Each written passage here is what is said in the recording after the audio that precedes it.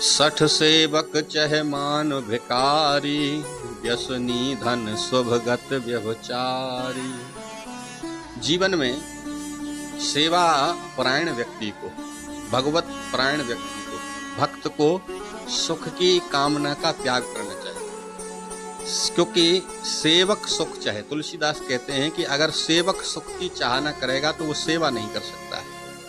इसलिए सेवक को सुख की कल्पना ही नहीं करनी चाहिए, उसे उसका त्याग करना चाहिए। और जो बेचारा भिखारी व्यक्ति है, भीख मांग के अपना पेट भरता है, उसे कभी मान की इच्छा नहीं करनी चाहिए, मान की कामना का ही त्याग कर देना चाहिए, क्योंकि भिखारी को मान की प्राप्ति नहीं होती है। और व्यसनी धन, अगर आप में कोई व्यसन लग गया है, मदपान आदि का व्यसन है, व्यभिचार का व्यसन है, कोई भी व्यसन लग गया है, तो उसको धन की कामना का त्याग कर देना चाहिए कि मेरे पास धन एकत्रित हो पाएगा।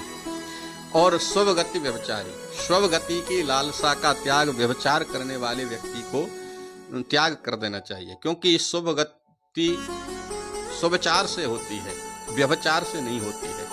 अगर व्यक्ति व्यभिचारी है जीवन में तो उसकी कभी सुगति नहीं हो सकती है, ये शास्त्र कहता है। सुगति तो अच्छे विचारों से, अच्छे संग से ही प्राप्त होती है।